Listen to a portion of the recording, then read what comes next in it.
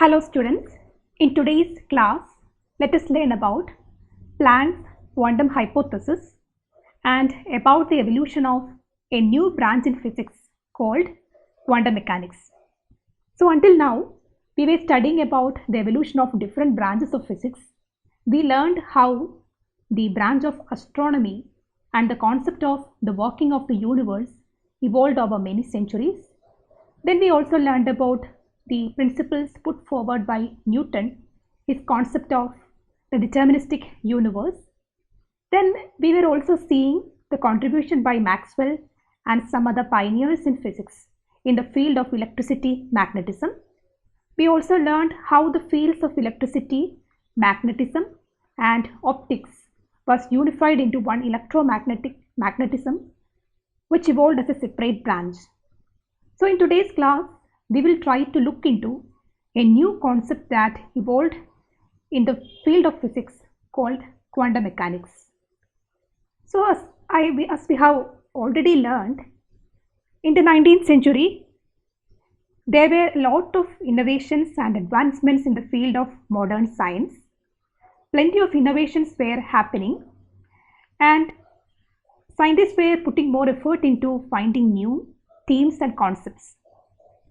So with the coming of the Maxwell's electromagnetic theory, people thought that all the fundamental laws in physics are known by then.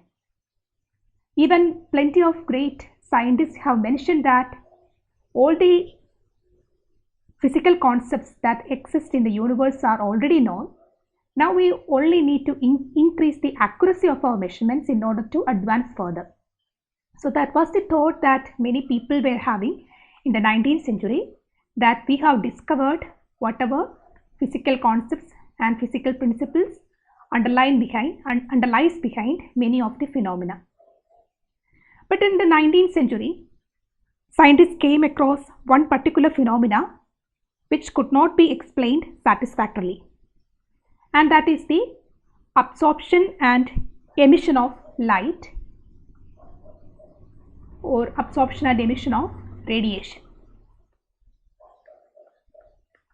So in order to study that, when we study that, we see that the classical theories that were existing until the 19th century could not explain this process of absorption and emission of light, or absorption and emission of electromagnetic radiation by a body.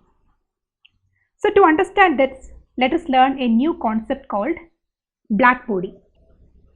So here in this picture, you can see a diagram of black body, a conceptual diagram of black body. A black body is an ideal body or surface that absorbs and emits electromagnetic radiations over an entire wavelength. So it has been found that the radiations emitted by a black body depends on the temperature of the black body. So what the wavelength of the electromagnetic radiation emitted by the black body is a function of the temperature of the black body. So in order to understand more about black body, the normal examples of black body are, sun is an example of black body. So it emits radiation, and the approximate temperature of this black body can be considered to be 5800 Kelvin based on the radiations that we get from the sun. Similarly, hot stove can be considered as a black body. It appears red because of the radiations that it emits. And similarly, the stars can be considered as a black body. So here we have depicted a black body, and it is able to absorb all ranges of wavelengths of electromagnetic radiations, and it also emits different radiations in a spectrum. And the wavelength of the radiation will depend on the temperature at which this black body is kept. Now if we study the spectrum of radiation emitted by black body and try to analyze that, the normal diagram that we will obtain is of this shape. So here on the x-axis I have plotted wavelength of the emitted radiation lambda. Along the y-axis I have plotted flux, or we can plot energy density, or we can plot the intensity of radiation. So what does this diagram indicate? When a black body emits radiation, suppose a black body is kept at a temperature T, and if it is emitting radiations, it will be emitting radiations of different wavelengths, right? So I measure this radiation, I measure the wavelength of each of these radiation and try to plot the intensity or the energy density of each of the wavelengths. Then in this graph, I have plotted the wavelength versus the energy density. So the curve that we obtain will be of this shape. So here we have three different graphs. These three different colors or graphs correspond to black bodies of three different temperatures.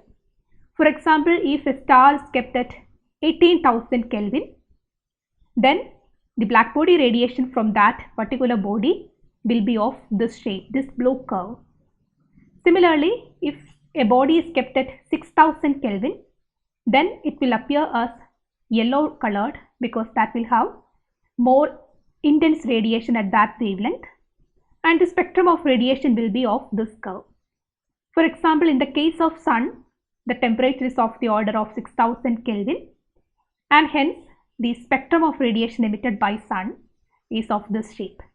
Similarly, if the black body is at another temperature, it will emit another ranges of wavelengths, and the intensity distribution of these wavelengths is as shown in this graph. So this particular nature of this curve was some sort of paradox for the scientists, and they were trying to crack the science behind this kind of behavior of a black body. So as we have seen, plenty of classical theories were in existence in the 19th century, and scientists tried to understand the phenomena of black body radiation based on the existing classical theories. For example, one such attempt was made by Rayleigh and Jeans, two scientists. They tried to formulate a theory for the emission of radiation by a black body, and based on their theories, they could explain the radiations emitted by black body at higher wavelengths. So as you can see here, if you plot the curve corresponding to the Rayleigh-Jeans law, the shape of this curve is as indicated in this red curve, and you can see here this curve matches with the black body radiation curve at higher wavelengths. At lower wavelengths, that means in this part, this curve does not match the experimentally observed curve. So the classical theory has plenty of limitation. It is narrow. It could not explain the whole spectrum of black body radiation, the whole range of black body radiation. So there the classical theories faced a limitation, faced failure, and new concepts needed to be evolved in order to explain this concept of black body radiation. So in this context, Max Planck, a great scientist, came up with his new proposal of quanta of light. So he proposed that energy or radiations are not emitted continuously from a body.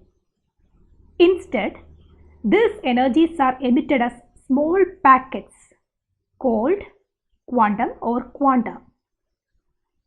So this was his theoretical proposal made by Max Planck. He called that his lucky guesswork. He just guessed that maybe these radiations are not continuous. They are emitted as discrete units called quanta. And he proposed that the energy of each of these quanta is equal to h nu, where nu is the frequency of the radiation, h is the Planck's constant, and E is the energy of each of the quanta. The value of the Planck's constant is equal to 6.626 into 10 raised to minus 34 joule second. So this was a theoretical proposal made by Max Planck in order to explain this curve of black body radiation. So we have seen that classical theories could not explain it, and Planck proposed a new concept that energy of each of these quanta is equal to h nu, where nu is the frequency of the radiation, h is the Planck's constant, and E is the energy of each of the quanta. The value of the Planck's constant is equal to 6.626 into 10 raised to minus 34 joule second. So this was a theoretical proposal made by Max Planck in order to explain this curve of black body radiation. So we have seen that classical theories could not explain it, and Planck proposed a new concept that energy is not continuously emitted. Energy is not continuous, but energy is emitted as discrete units called quantum or quanta, and energy of each of the quanta is equal to h nu. So based on this concept, he was able to derive an expression for the energy density of a black body radiation. So U of nu d nu represent the energy density, and he derived a formula given by 8 pi h nu cube by c cube into 1 by e raised to h nu by kt minus 1 d nu. So here h represents the Planck's constant, nu represent the frequency of radiation, c represent the velocity of light, k is the Boltzmann constant, T is the temperature of the black body, and some other constants are also there. So this equation was derived from the concept that energy is not continuous, but energy is discrete, and quantum of energy, the concept of quantum of energy was proposed to explain the phenomena of black body radiation. And if you try to plot this equation, we will get a curve as shown in this figure. This blue curve will be obtained, which is based on the Planck's law, E equal to h nu. So as we have seen, Rayleigh-Jean's law gives a curve as in this red curve.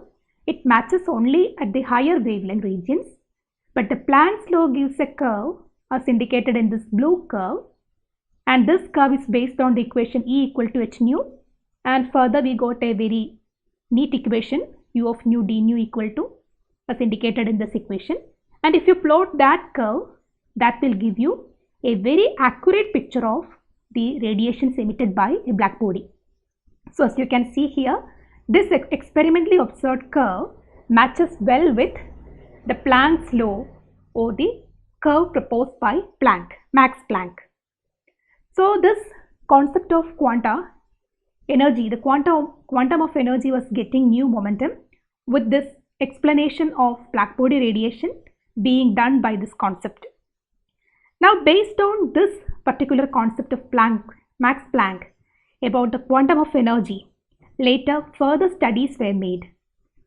For example, when we come into the photoelectric effect, maybe you have learned about photoelectric effect in your lower classes. What is photoelectric effect? In certain types of metals, when light falls on these metals, electrons are emitted. So photons falling on metals emits electrons. So that is the photoelectric effect.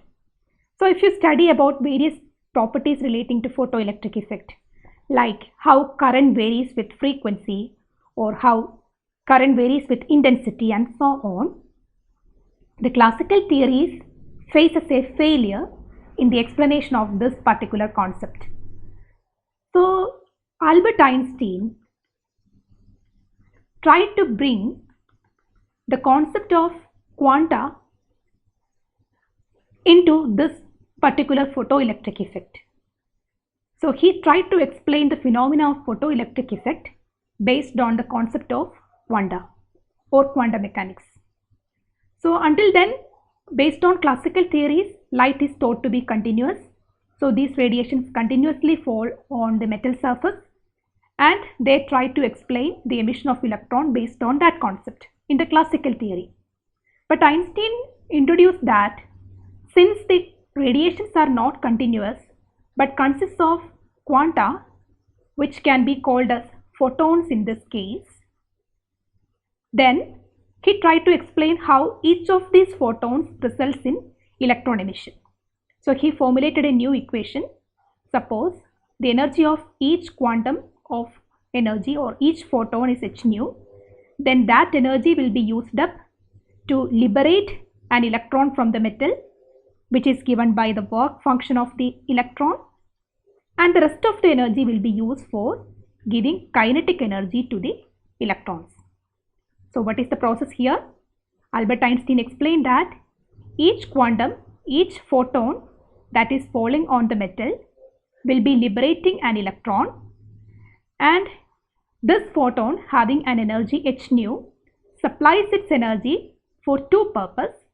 First is to liberate the electron from the metal, that is given by the work function, and the remaining energy will be supplied as the kinetic energy of the electron. So this concept of photon or the quanta of energy, when brought into the field of photoelectric effect, could explain this phenomenon very clearly. So all the anomalies were solved relating to photoelectric effect when we bring quantum mechanics into this picture. Finally, the quantum hypothesis was also applied by Niels Bohr in explaining the hydrogen spectrum. So as you know, Niels Bohr proposed that the orbitals of electrons around the nucleus are quantized and are given by nh cut, nh by 2 pi, that is the electrons moving around the nucleus can occupy orbitals having angular momentum equal to nh cut, right? So this quantization of orbitals and the resultant explanation of hydrogen spectrum could be explained properly if we apply quantum hypothesis into this. So you might have learned about hydrogen spectrum in your +2 class. What is hydrogen spectrum? It is the radiations emitted by a hydrogen atom. You might have learned about the Lyman series, Balmer series and so on. So those are the radiations emitted by transition of electron in different orbitals. So if you consider delta E equal to h nu as the basic equation, then the hydrogen spectrum could also be explained accurately. So the Planck's quantum hypothesis was able to explain a lot of different phenomena. For example, the black body radiation first, then in the photoelectric effect, later by Niels Bohr and so on. This was just the beginning of a very vast area of science, the quantum physics. Now the quantum physics is a well-developed branch of physics and is applied in almost every microscopic phenomena. So whenever this classical theory fails, quantum mechanics or the quantum hypothesis can proceed with success and could explain a lot of phenomena. This is a very interesting field in physics. So in this class, we have gone through the concept of black body radiation. We studied the spectrum of black body radiation. Then we learned how classical theory failed to explain the black body radiation and how Max Planck proposed a new theory to explain black body radiation, which was the foundation of quantum mechanics. And what is that theory? Just E equal to h nu, or that the energy is not emitted continuously but as discrete units called quanta.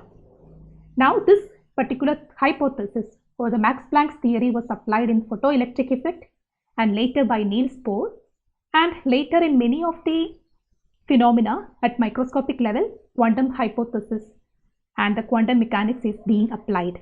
So I hope this portion is clear for you. Go through various terms that you heard in this lecture in internet and have a further reading about quantum mechanics. As of now, I hope this portion is clear for you. Thank you.